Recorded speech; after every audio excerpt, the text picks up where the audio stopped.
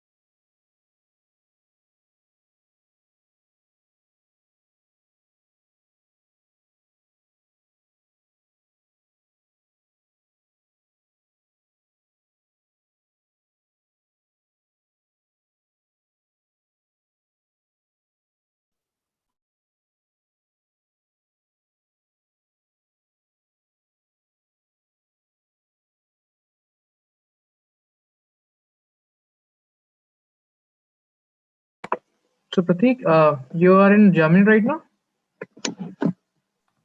Yes, I'm in Germany at the moment. Yes. How is the situation and Corona situation down there? I guess the cases are, I guess, decreasing now, and it's pretty much under lockdown. There's a hard lockdown, but yeah, I mean, I'm living in a small town in Fallender where WHO is, so I'm not really impacted by a lot of cases. So in this town, everything seems okay because of the local guidelines. There's a lot of lockdowns, but otherwise it's all right. Yeah. Okay. Okay. I had a talk couple of days back with Jay, and the temperature seems to be really freezing down there in US. Oh, okay. Yeah. Actually, where I'm living, I live very close to the sea level, so I'm right by the Rhine River, and it's not very cold in this part of Germany, but I think the rest is quite a bit. It's quite cold. Okay. So probably we can turn on the cameras now. I'm having certain issues with my laptop software, camera software, so probably I won't be able to turn on the video, but then uh, Pratik and Jay probably can. Yeah, great. Hey. Hey I mean, guys. we also have like 22 other participants. It would be great if like you guys can put your cameras on so I don't feel like I'm talking to these boxes, so black boxes. Sure, please guys, please you guys also please turn on the videos. We are live on YouTube as well, so we have certain participants on YouTube. So wait for more 1 to 2 minutes more for people to join in, and then we'll start.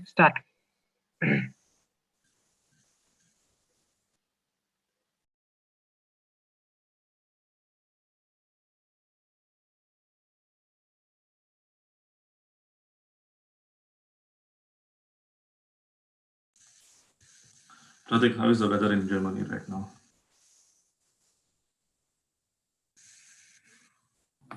It's it's a nice warm sunny day actually, as opposed to the past few days of we had a bit of cold weather, some snow and so on, but today is nice and sunny.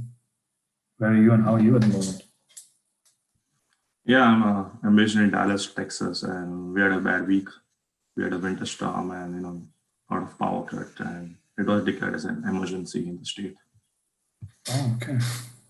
Yeah, it snowed after. Yeah, it was snowed. It doesn't snow in Texas, but it snowed after very long years, and this was the first time after 30 years.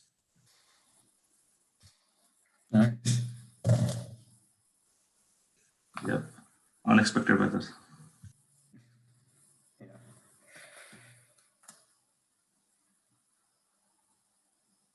Okay, then I guess we should start. So, welcome Pratik and Jay to our webinar, which we are having with KJ Somaya. And to just give a brief introduction, Pratik is pursuing his master's at WHU, and Jay has done his master's from SMU US and has been a lecturer at multiple universities. But it's better if they themselves give the introduction on how the journey has been now. So let's start off with you, Pratik, and then probably Jay can join in. Okay. So Jay, do you want to go first? Yeah, I can go first. Yeah, that's fine. Thank you. Yeah, good evening, everyone. From people in India. I know it's Saturday and it's tough to attend this webinars, but I'll make sure it will be interesting. And if you want to take some decisions this year or later, end of next year. So myself, Jay, I graduated from KJ Somaya Institute of Engineering and Information Technology in 2015. Done my bachelor's in electronics engineering. Then worked in Reliance Jio as a network support engineer. And then, like every aspirant, I was also curious and wanted to do my master's and higher education. So I, gave my early competitive exams, GRE, TOEFL, IELTS, and then applied to various universities and then got admitted to Southern Methodist University, which is in Dallas, Texas. I graduated with an MS in Telecommunication Network Engineering in 2018. I also was a TA, was also an International Graduate Program Ambassador. And then upon graduation, I worked for multiple companies. I worked as a DevOps engineer at Supreme Lending. I worked as a senior consultant at Cyber Group. And now I'll be working for Ernst & Young EY as a senior consultant. So my journey has been both academic as well as in corporate industries. I've been a lecturer in various universities, been a speaker, and have published 6 international technical papers in IEEE. So feel free to ask me any questions and message me over LinkedIn. And yeah, over to you, Pratik. Okay, thanks, Chair, for the introduction. Hi, everyone. I'm Pratik, and I'm from Mumbai. I did my degree in accounting and taxation in Mumbai, and then I transitioned into EY, where I worked with their business process consulting team. I worked there for a bit and then moved to PwC. I worked with their restructuring team in deals. So we would look at insolvency cases and distressed M&A kind of cases. And then I decided to go for a master's. For me, it was a decision I've always wanted to, it was quite an easy decision to go abroad. But then deciding on where to go and how to go was a bit more specific and in a way driven by my experiences and the people I met. Decided on Germany because I've stayed a bit before in Switzerland for a few years. And and I think I made a good decision by coming to WHU in Germany. I had an admit from NUS Singapore as well, and I was going to apply to a few more places. But since this was a top priority for me and I got through, I'm here and I'm happy to be here. So if you have any questions, feel free to reach out. And yeah, thanks. Great. So probably my first question would be to you, Pratik, as you are doing a master's in accounting and taxes. The first question which normally a student has is, how should one choose a university or course which aligns to their objective or vision? Should they go for rankings, or should they go for like research about professors who are doing research which aligns to their interest, or what should be the process?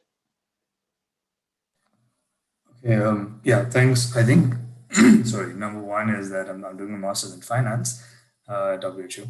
And I think the way of going about it, just specifically in answer to your question, would be the rankings are good. Look at maybe the rankings as an indicator of the kind of universities you should be targeting. For instance, look at the QS rankings and look at the FT rankings, and they give you a fair idea. But as long as you're applying to the top 2025 universities in the world, or a top one or two in the country that you intend to go to, I think it should be okay. I don't think we should necessarily follow them as a guideline 100%, because in India we have IIMs, right? And then we know the order of IIM A, B, C. We're not going to say go to IIM Sambalpur over IIM Calcutta, even if it's ranked above globally in an FT ranking, because the metrics on which they define the ranking are not really the same metrics that we look at. So they look at internationalism and how international is a cohort and what kind of professors you have, how many of them are PhDs and so on. So I would say look at them as a ranking, as from a ranking perspective, look at them as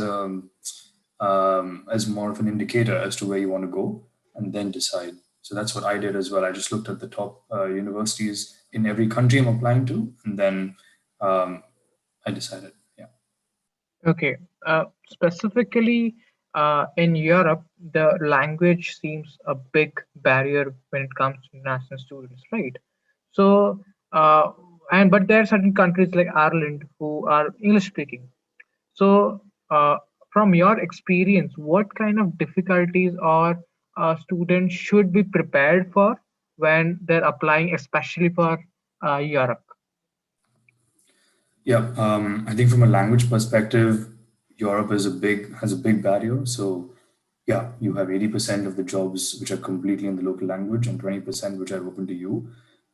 This ratio will differ from country to country. For example, if you're in France, it's more important to know French in France than to know German in Germany. So Germany, you can say, is quite international that way, but it's not as international as that every company will be willing to speak in English. So I think it's a wise idea if you're looking to come to Europe, especially in France or Germany or so on.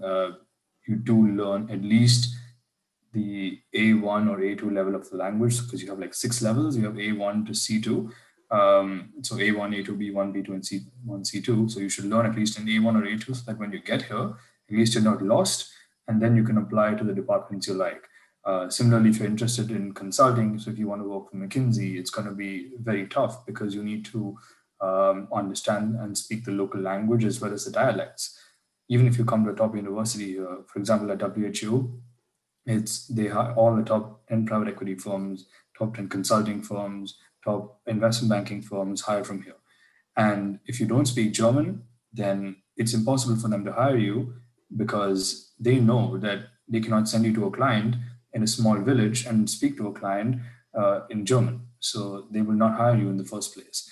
So it's important to know what you want to do and whether an English skill can suffice for what you want to do. Going to a country like Ireland makes a lot of sense if you don't want to learn another language. I speak basic fair amount of German, and I'm quite comfortable with the language. I do not apply to positions in German, but yeah, I don't think it's tough if you have the right experience to at least find yourself a few opportunities. Okay, okay. So my next question would be pointed towards Jay.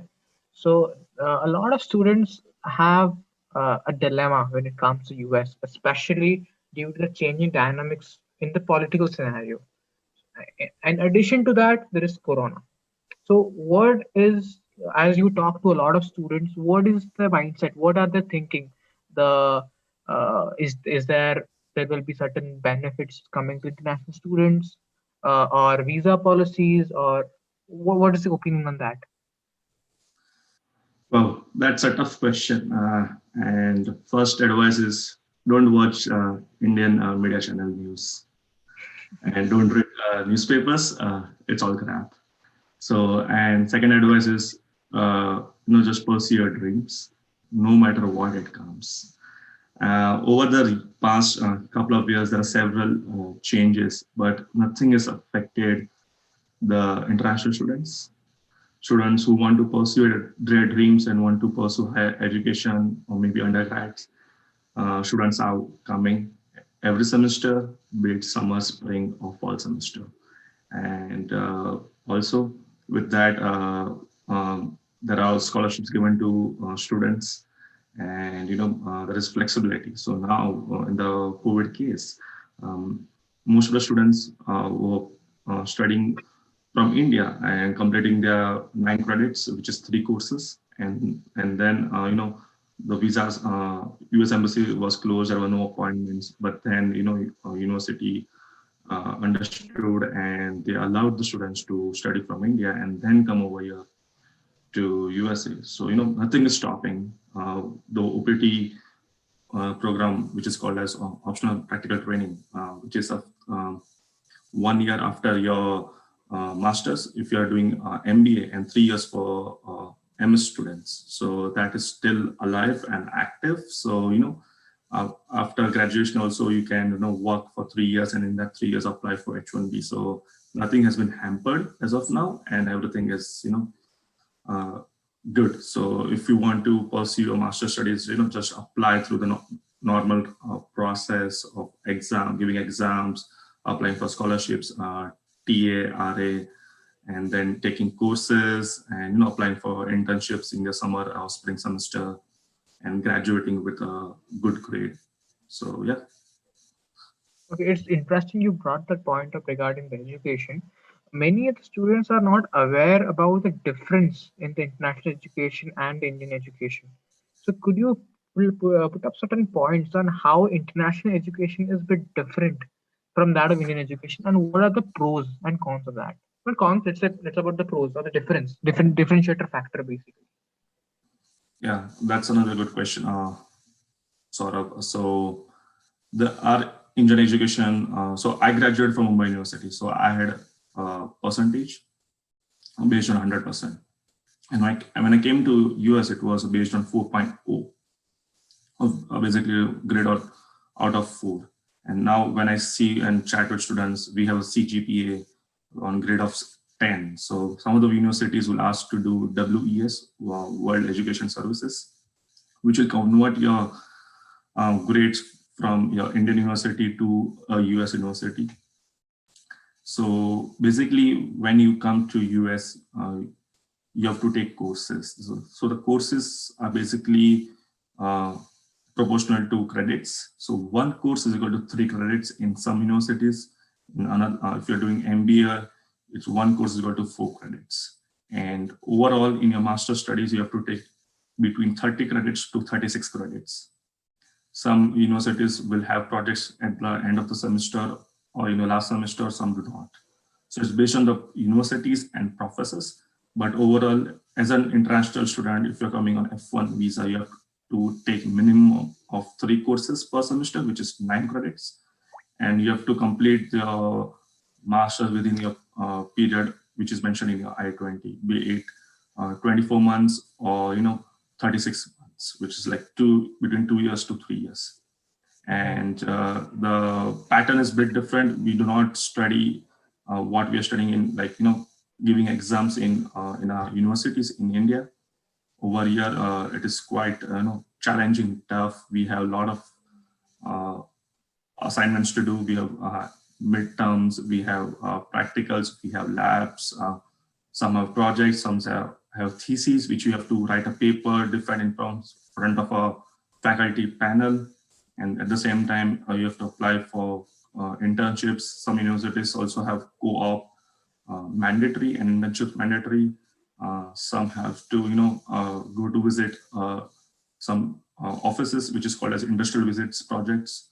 So but at the end, there is also a lot of opportunities, and another thing is you get to connect with a lot of international students and a lot of new faculties within your program.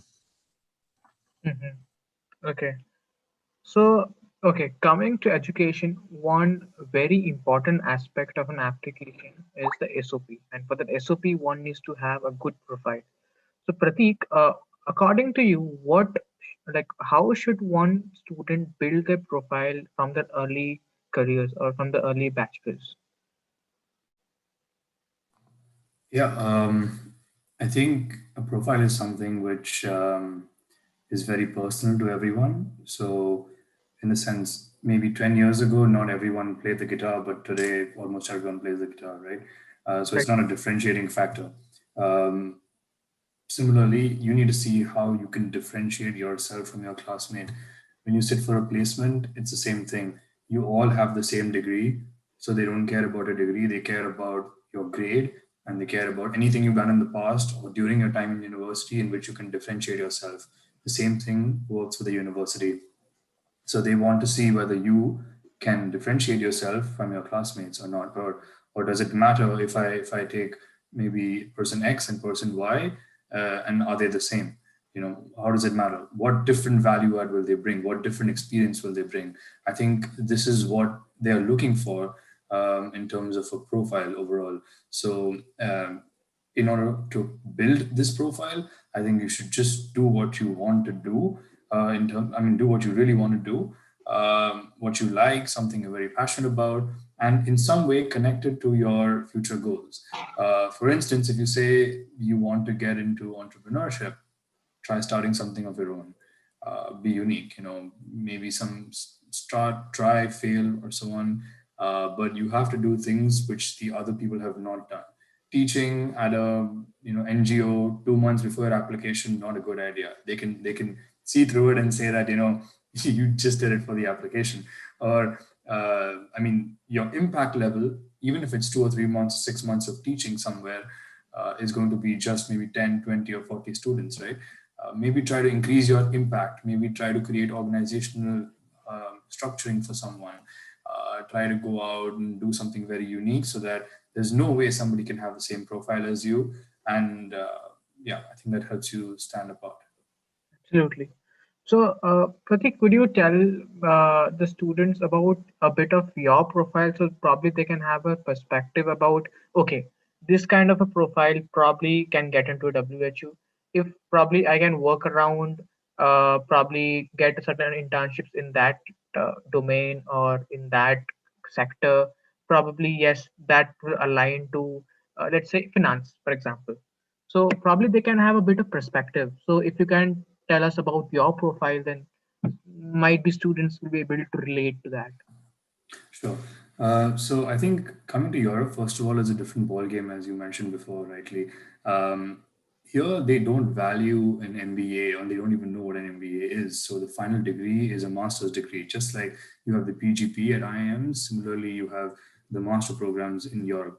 And I mean, this is mostly true across all of Europe. So if once you do a master's, that's your final degree. To get in, they look at two components. One is your work experience, your practical work experience, and your university life and what you did in university, right? These are your two main components. In terms of university, I did a lot of social projects in terms of I raised a few funds and set up computer labs in slum schools across Mumbai. I raised 7.5 lakhs, partnered with Deloitte, worked with the CEO of Deloitte. I had raised funds from approximately 200 stakeholders, partnered with institutions. That was within 1 month. I've led teams within college.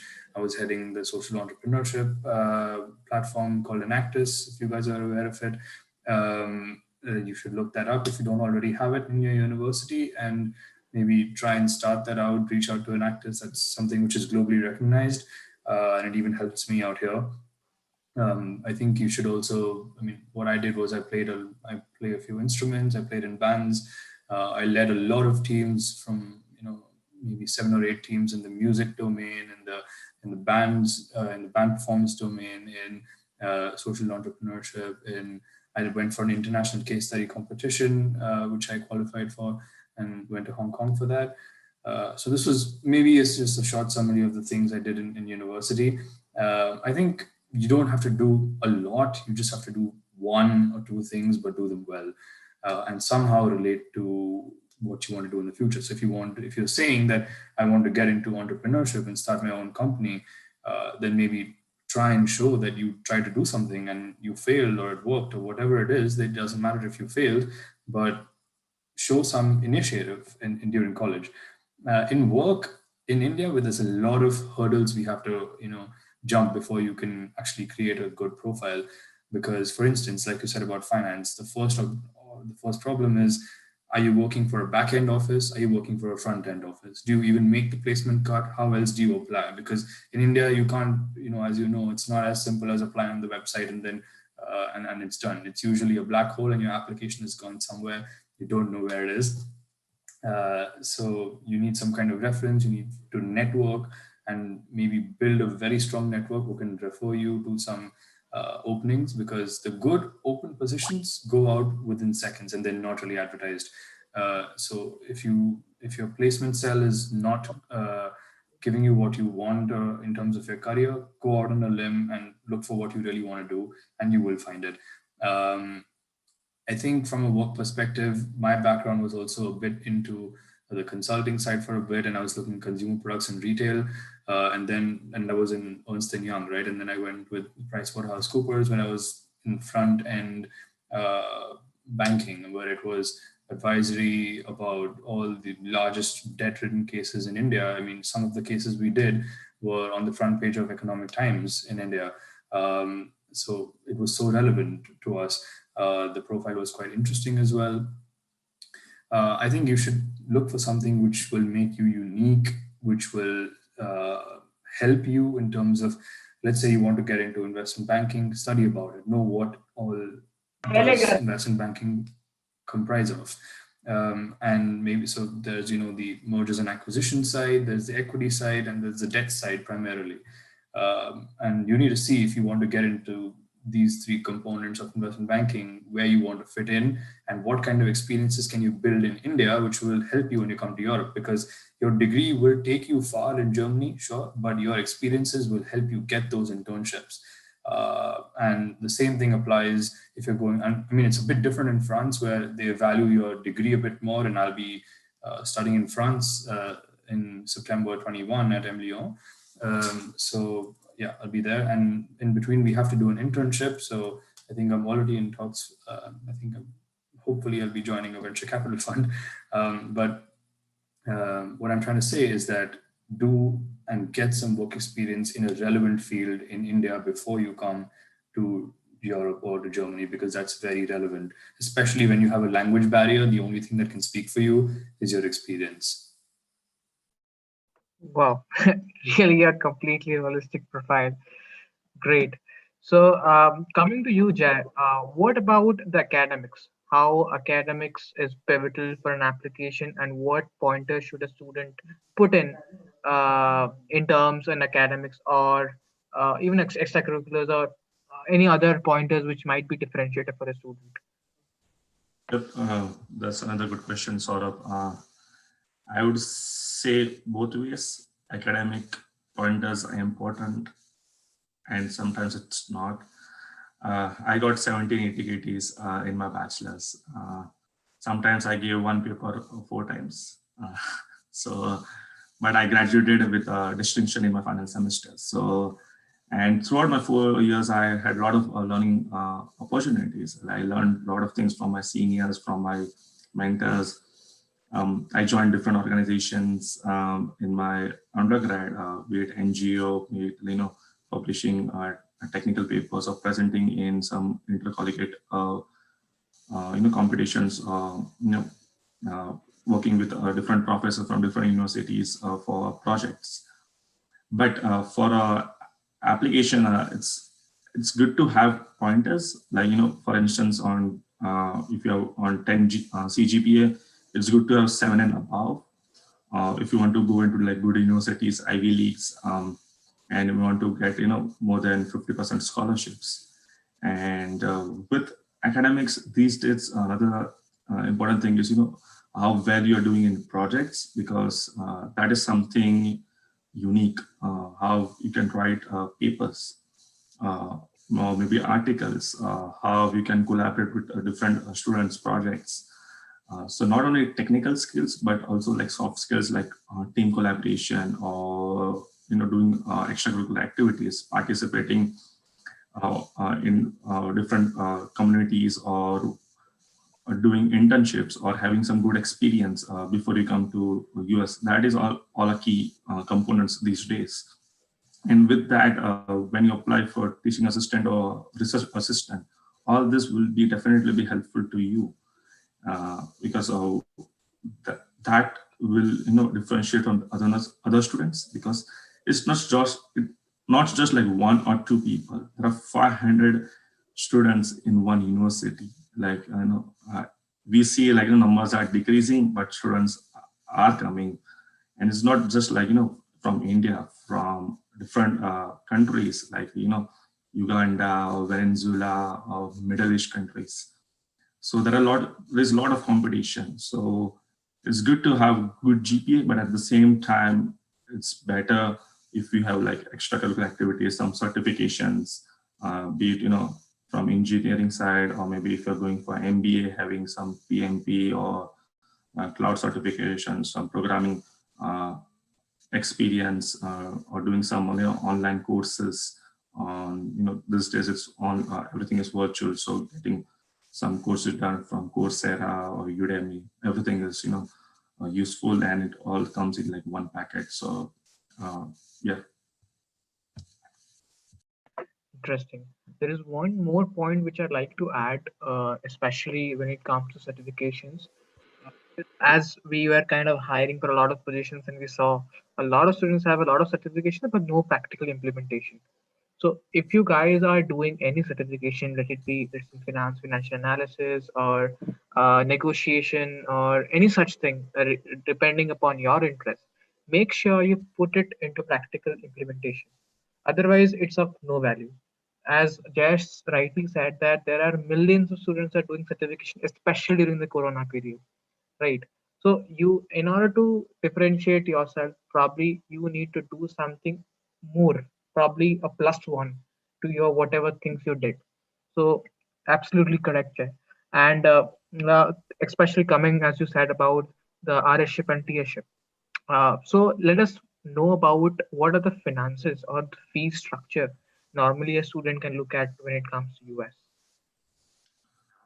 Yeah, that's a very key component when it comes to finances. So it's not like Indian. Light चालू छे ना.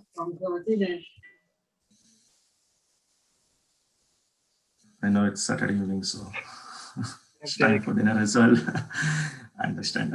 So yeah, that's a good question about finances.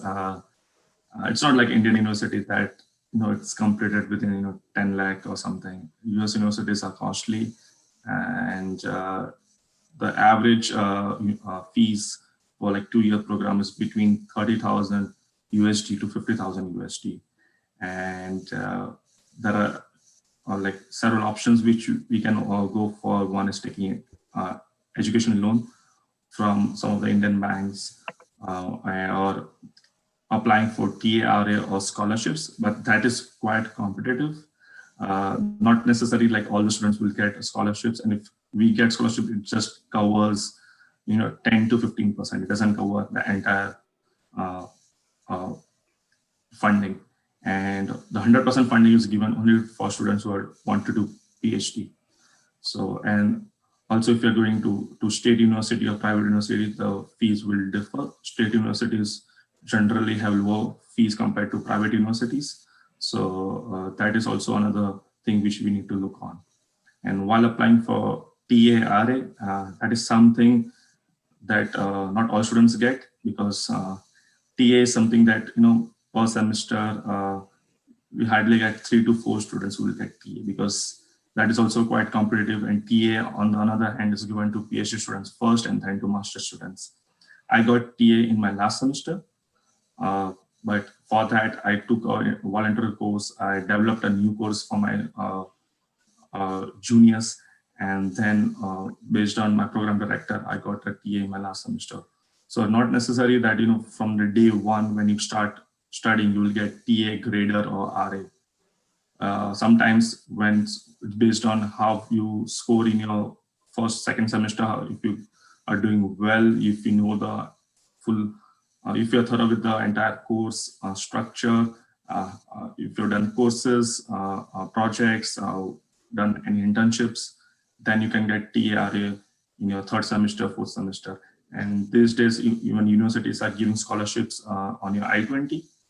So also look for universities, because there are some blacklisted universities which will give 50 to 80% scholarship.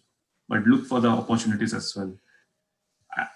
While I'm getting scholarships, am I unique or talented to go in that university? Because there will be like less crowd, there will be no opportunities. The universities will have limited resources. So look for accreditation as well. Go to Forbes.com, usnews.com, speak with seniors or alumni from that university, and check whether getting a scholarship and if the university is good as well.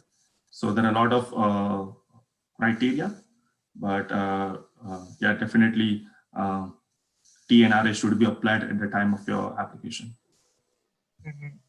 Okay. And what about you, Prateek? What are the finances we can look at for Germany? As for Germany, probably there is a saying free education, right? So what are the finances probably in accommodation or even academics a student need to bear? Thanks for the question. I think it's a very good question. There are state universities or public universities in Germany, and it's very famous for doing a master's year in engineering or so on. In Germany, it really does not matter where you do your master's from. They treat you equally when you're applying to an employer. It's not that if you study at X university, then you'll get access to the top 5 firms, but if you don't, then you don't get even an access to an application. It doesn't work that way, right? But having said that, if you are in an international private university, like for example, WHU is the best for business degrees, right? Be it your MBA, masters, or so on. They have a dual degree, I think, a combined degree with Kellogg as well. And in that sense, this will be a bit more expensive compared to the other universities. Having said that, the fees is actually quite reasonable for 2 years. It's the same as what you would have at maybe at ISB or a similar ranked IIM in India. It's around 30,000 euros, which is around 27 lakhs for 2 years. Your living costs are the same and almost exactly the same as living in Mumbai. So it's not that expensive. If you choose to do an MBA or a master's or so on in India, you can very easily, with the same finances, just come to Germany instead. Having said that, you can also opt for public universities. They don't have as much of a career outreach. They have their different advantages and disadvantages in general, but it's pretty much cost free, because these universities are publicly funded and they pay for your fees through taxes. You only have to pay the social contributions every few months, which is not a lot. So maybe 2,000 euros and you're done with your entire degree. So it's cheaper that way. But there is a small difference. I think some universities for management and business education per se, they need you to have either an engineering background or they need you to have some sort of a business background. They have different requirements. So just check the requirements in all the public universities.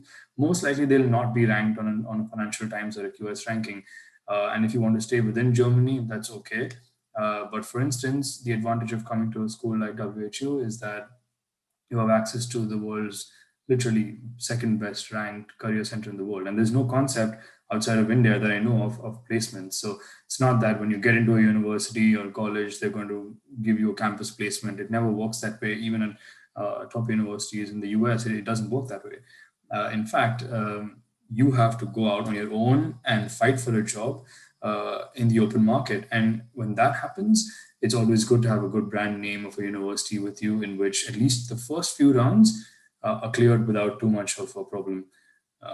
Yeah, and so overall, I think to give you a short answer of the summary of your question on the finances, it's the same. It's no different in Germany than it is than the cost is of living in Mumbai. And I understand living in Mumbai is more expensive compared to other parts of India, of course, but yeah, it's you can survive here with maybe a cost of living of 8 or 10 lakhs a year, including your accommodation and so on, and your cost, as I said, is around 15 lakhs per year. Interesting. Really interesting. This is one of the very great analogies one can bring up because students are from Mumbai, from KU somewhere, so they will be really able to relate that the cost of Germany is almost aligned to that of the Mumbai. Great. Okay, one more question would be about visas and PR in Germany. And then another question would be about taxes, which probably nobody covers in a webinar. So first, I would like Pratik to answer, then I would like to Jay to join in for US. Sure. Thanks for the question. Yeah, the visa situation is actually very, very good and relaxed. This is another reason, I mean, amongst many other reasons why I chose to come to Germany. Usually, what happens is you have to apply to a company for a job once you graduate, and you don't know. It depends. So, for instance, in the UK, they have a 2-year Tier 4 visa, which they have now opened up. Until last year, it was just a 6 months allowance, which means once you graduate, you have 6 months to find a job. And if you cannot, then you go home. And in these 6 months, you have to essentially get some sort of an employer to sponsor you. And the sponsor is not about the money; it's about what are you bringing unique, which the UK talent pool already does not have, or the European talent pool does not have, and so on. Now the European requirement is gone because of Brexit, but usually they have to reject 20 applications or 30 applications and say, oh, this is the person who we want, who has the skill set that we need, and there's nobody else who has the skill set, so we can sponsor him. And then they allow you to stay back. Now, in my experience, if you're looking to get into consulting or finance or those buzzy careers, I think it's going to be very tough because they don't need us to run their financial systems. They have their own graduates from London Business School and from Cambridge and Oxford, and that's why they all, pretty much everyone over the past few years has come back to India, and I've been working with them. So in PwC, my teammates were actually from these universities, and it was surprising to see that they're all back. But in Germany, you have an exception. You don't have to do that. You have 18 months of a job seeking visa. So the moment you graduate, you get 18 months to look for a job which is relevant to your field of study. So if you studied a master's in management or a master's in finance, you look for a role relevant in finance. And then you apply for a temporary residence permit and you can stay back essentially and work. So the process is job and then you get a visa automatically. It's different from you apply for a job and then they will apply for a visa for you. And then if it goes through, and it's not complicated, it's pretty straightforward. So in that sense, it's quite nice. It's not that tough to get a job, I would say, if you know how to network, if you know how to fight and hustle. I think it should be absolutely doable. Yeah, and in terms of the overall, I think they have the lowest cost of living and highest salary ratio in Europe. So that's quite nice. Because I mean, you're earning a European salary and you're living, as I said, on the cost of living in Mumbai. So it's not a bad deal. Yes, you have around 42% tax rate with a 3% social contribution. But I mean, we pay that anyway in India. We don't realize it through the goods and services we use, but we pay that and we get nothing in return. Whereas over here, we are covered on insurance, we're covered on healthcare, we're covered on your education for your children is free. You can have you have great public transport, and I think it's worth it because you get a lot of free events, a lot of state organized events which are good for you, and in many ways and more, you actually get a return on that 45% of tax you pay, including you first of all, you can't get fired in Germany, unless you have 3 written warnings in writing. So it's not very volatile like in the US. You can be fired any time, and in every 2 weeks you get paid or you get a pink slip. It's not like that. It's slightly different. It's a bit more stable. They have unemployment benefits on which you can actually survive. And yeah, I think overall it's a good deal. with the kind of, if you look at the numbers, it makes a lot of sense. Low cost of living, high salary, relatively high taxes, sure. And yeah, hope that answers your question. Interesting. What about you, Jay? Yep. So the visa situation is quite different from Germany, which Pratik mentioned. As in my earlier talks and in the conversation, a student comes on F1 visa. So F1 visa is basically a student visa for international students, and we get a visa for 5 years. And in the 5 years, we have to complete a master's degree or a PhD, and be it like from 2 years to 3 years, depending on your course, and which is based on in your I-20. Some students do complete the course in 3 semesters, if it's a 4-semester course, and then remaining period is for your OPT. So OPT is basically is called as optional practical training program, and you have to apply before you graduate from the university. So the first OPT is called as initial OPT, which is of 1 year. If you are MBA and if it's on non-STEM degree, then it's 1 year. But if it's a STEM course, science, technology, engineering, and math, then it's a 3-year OPT. So after 1 year, you have to apply for STEM extension, which is called a STEM OPT, and which continues for 2 years. So overall, you have a OPT for 3 years, and within the 3 years, you have to apply for H1B.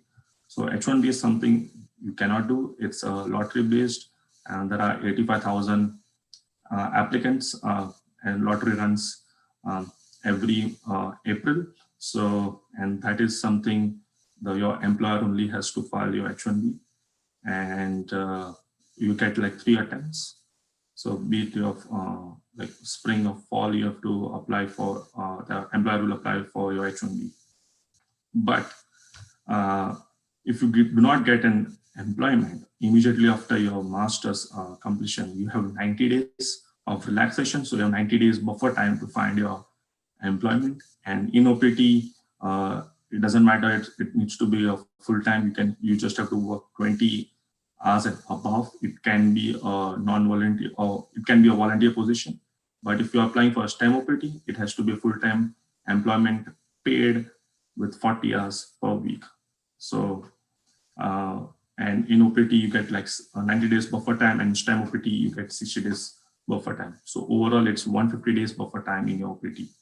So if you are laid off, terminated, you do have some time to find another job. But if not, you have to do another master's or return back to your home country.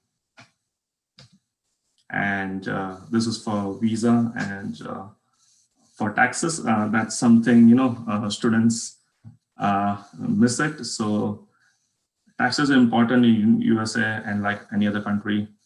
If though you're a student and if you're working on campus jobs, or if you're doing internship, you need to file tax.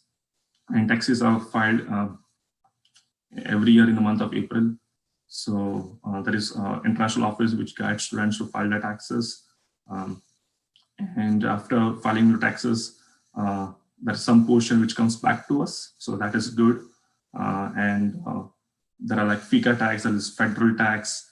So, and some relaxation on international students. So that portion comes back to us.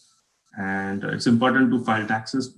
If you do not file taxes, there are complications ahead in your during your time in OPT or H1B. And while on employment, that is your full-time job, you get many benefits. Some companies have 401k, which is similar to pension in India. We have insurance, we have several other benefits. So yeah, the same structure for full-time also. You have to file tax lists with students or full-time, only if you are working and you're getting paid. Cool. Yeah. Great. So right now we are opening the floor for questions. So guys, if you have any questions, type it in the chat window, and then we'll start picking up one by one.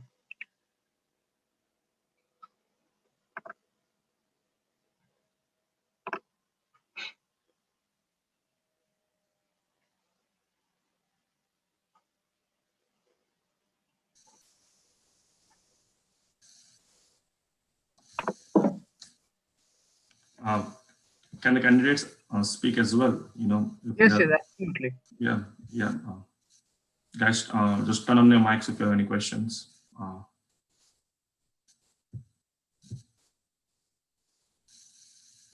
Okay, one question is, should we do masters directly, or is it better to have a job experience? Anyone can take that question on. I can start, and Pratik, you can chime in. So for US, it's both ways. It's good as well as, you know, if you do not have experience, it's fine. As I mentioned, you know, having a good academic profile with relevant experience always best for Ivy League colleges and for, you know, good getting scholarships. But at the same time, if you do not have work experience, then, you know, having extracurricular activities, certifications, projects, and you know, getting a good LOR from professor and having drafted a beautiful SOP that will help you to get a good admit in the university. Yeah, I think for Europe, it's very important to have some kind of experience, because out here you're competing with a job applicant pool which has done internships right from the time they're in bachelor's, and that's honestly not a culture in India of doing internships too much. I mean, even when I was a bachelor student, it was very optional. If you want to do it, do it. If you don't want to do it, don't do it. It's not going to impact your career because they make you do not very relevant work anyway. But over here, people have internships across different countries, across different locations. They sometimes have programs of dual work students, and they value your work experience way more than they value what your grades are and so on, in terms of what can you really bring to the table.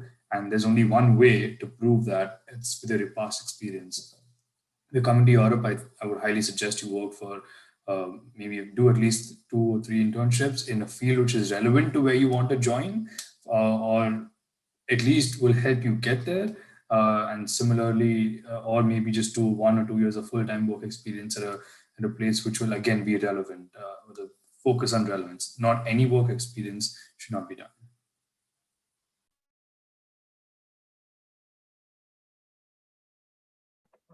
Probably this is an extension of the question probably to Jay, that I have heard units in US do not focus on the internships done by students in the bachelor's.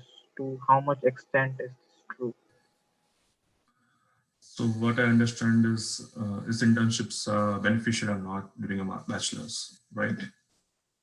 And if that's the case, it's no, internships are really helpful. And, you know, be it a small startup company to a, you know, corporate company, be it, you know, doing a web developer or managing some people, it's crucial to do get some sort of experience in any form. So internships is useful, and it will help you to get internships over here in US once you start with your master's schools.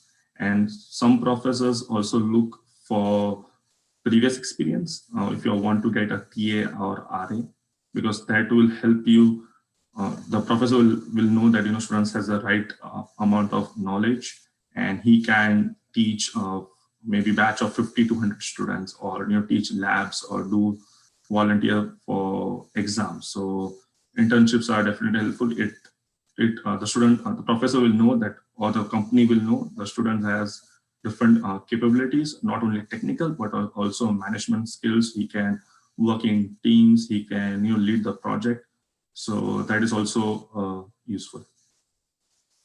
Okay, there is one question which is coming in my Telegram group is, what's the scope of a 1-year degree course and a 2-year degree course? Like, what's the comparison when it in regards to job? Both in US and Canada. Okay, and then I think Jay, you can go first. Yes, so between 1 year and 3 year, I would definitely compare between MBA and masters. MBA is definitely mostly for like 1 year. You have to complete I think 40 to 48 credits in 1 year, and whereas masters is of 2 to 2.5 years. If you're doing thesis, it goes extend to 2.5 years. And I would suggest to take advice from the program director or the advisor, because they are the right person who will draft your degree plan. I've seen students who have completed their masters in 1.5 years, which is 3 semesters, and some have extended to 3 years. Like, they weren't able to complete their projects, weren't able to defend their thesis. So it goes extend to another 1 year. So it depends on the program which you're applying, depends on the advisor, your field, what is the scope of the jobs. Because some cases you graduate in summer, and summer there are less companies hiring. Well, most of the companies hire 365 days, but if you want to apply for some good amount of company and graduating in summer, it's definitely not a good idea. So I would say go with your I-20. If it's mentioned 2 years, try to complete in 2 years and graduate with your batch. And another thing is I want to bring up graduate in spring or fall semester. And a lot of students say, if I graduate from spring semester, I won't get a job quickly. So that's not the case.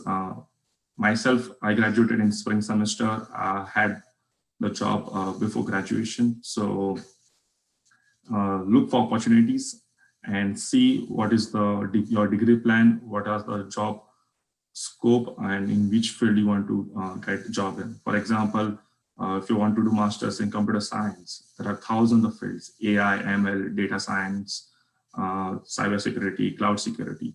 So in which specialization you want to do, and based on that, take decisions. Yeah, Pratik, over to you. Yeah, I mean, I think I understood the question a bit different. I mean, just correct me if I'm wrong, because for Germany, we just have, I think most programs in the masters are for 2 years. And the question was just about masters, right? Correct. Okay, so yeah, most programs are here at 2 years. I think it won't really make a difference if you do your 1 year master, but it's very normal in Germany to have a 2 year program, because you will have usually a master program in finance or management or so on has 8 or 9 months of a study period where you're just having the academic side of it, followed by an internship. And then you have a component of a semester abroad or an option to do it. And then you do a thesis. So these 4 components take up 2 years. And the thesis part essentially extends your entire stay and makes it a bit longer. I don't think it makes a difference to employers. So you could do your master's for a 1 year master, maybe from HEC Paris, and come into Germany, and that should be absolutely okay. Or you could go to London Business School, and if somehow manage to get into Germany after that, a lot of people do it. It should be okay. I don't think from a master's point of view, it makes a lot of difference. I think just that in terms of when you spend 2 years in a master program, you just make more, you have more connects, you make, you learn more things, and more courses you do, you're more practically prepared and so on. But overall, it's not a problem. Interesting. There is one question by Jugal Chauhan. So, before we go ahead answer this question, MBA abroad for an experience more than 3 years. So, but if you are hell bent on doing in management, probably you can look at Master in Finance or MIM or such management degrees. But probably if we can take the next question. What is the scope of financial engineering in the US, and what are the normal criteria for getting in universities like Columbia and Berkeley? Yeah, that's a good question. Financial engineering in US, I don't have much knowledge, but what some of my friends who are pursuing financial engineering, there are pros and cons. Some universities that comes under MBA, that is from business school, and that is non-STEM, so you get OPT for 1 year. So you have to look for universities. Because graduating from such university and getting 1 year of OPT is also tough. That employer will have hard time filing H-1B because you just have 1 year. But there are certain universities like some university in Boston, some in Dallas, and you also need to get some good experience because getting a certification in CPA or getting some good finance experience. And For next question, yeah, Columbia and UC Berkeley are definitely Ivy League colleges, and it's competitive. You need to have a perfect profile. I would say like GRE 320 plus, TOEFL 100 plus to get scholarships, and the program are very rigorous and challenging. You need to have that good experience as well. Like if you're coming from electronics background and you want to go into computer science, you have to take like prerequisite courses in data structures, algorithms, and you have to pass some certain exams as well before enrolling to the master's program. But overall, those universities are great. You will get a lot of connections, and there are a lot of scope for full-time jobs, internships as well. So having good GPA at the same time relevant experience will definitely be a key component in these universities. Okay, so we will be taking one last question of this session. Before that, let me start one poll. I would want everyone in the audience to answer this poll, and then we'll take just one question and just wrap up the session.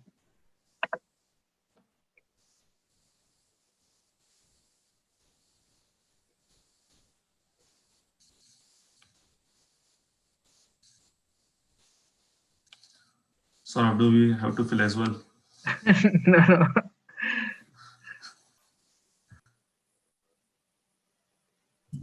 Hello. Yes, Janet. I had a question for Jai. As you mentioned right now that if we are from a different background and if we are applying for a different like if I am from electronics and I'm applying for computer science, then we need to have some prerequisite courses, or we need to we need to give some exams. So like, are they applicable for all the universities, or are they applicable for some particular universities?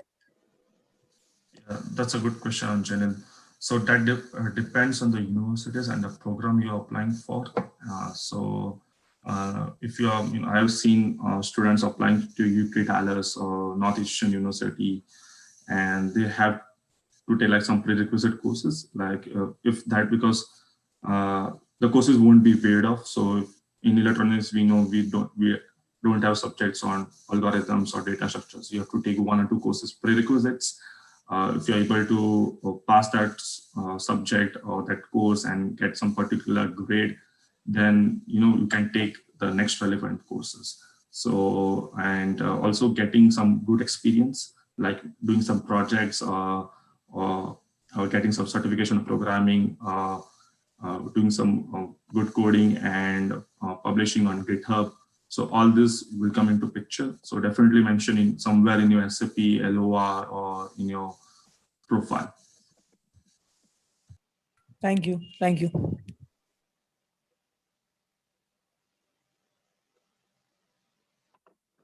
Cool then. So yeah, we really have.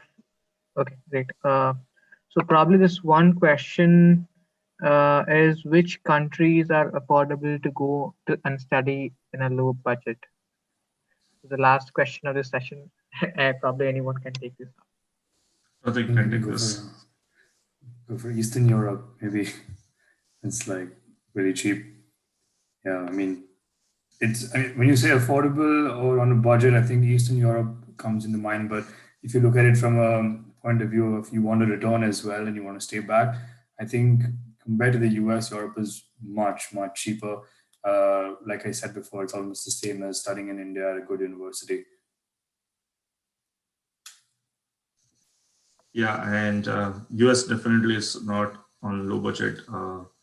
We have universities are quite costly if you're in private, and at the same time, stay of living is also costlier if you go to East Coast or West Coast. So just do your research properly, analyze the universities, the background and everything, apply for scholarships. So, and that will help you to take some good decisions. Cool. Another thing would be probably you guys can look at Finland, Norway, and Denmark, those Scandinavian countries. because they are kind of starting off a lot of low or inexpensive degrees. In addition to that, they are kind of even starting off with a lot of opportunities in the field of research, especially sustainable solutions. So probably you can If look I at. if I may just chime in there, the Nordics are actually very, very expensive to stay. They are. Yes, yes, absolutely. But there, Finland and Norway, there are certain universities which are kind of giving full application fee waivers and even your course fee waivers. The Yeah, in terms accommodation of is the fees, yes, costly. but the cost of living is super high. Yes, yes, correct, correct. So cool then. Uh, Probably we are at the end of this session. Thank you, Prateek and Jay, for taking up your time from a busy schedule. I can completely understand how busy a schedule can get for a student or a working professional, and take up time in this odd hours is completely really thankful. And yeah, so thank you guys for tuning in at this point of time and sticking up till the end of the session. Uh, I hope this session has been value additive to you people. And for any other queries, you guys can reach out to them on LinkedIn. We can probably message us on our community, Telegram community. Probably Harsh can put out a message regarding the link of that. And sure, and we'll be trying our best to help you guys out. Yeah, thanks a lot for having us. You guys feel free to reach out in case you have any questions. Usually just drop me an email. I've just dropped my email in the chat if you want to talk, or drop me a ping on LinkedIn, and then we can chat always. Okay, good luck to all of you. Have a nice day. Thank you, Saurabh. You guys can reach out to me on LinkedIn, and if you have any further questions. Thank you. Happy weekend, guys. Bye bye.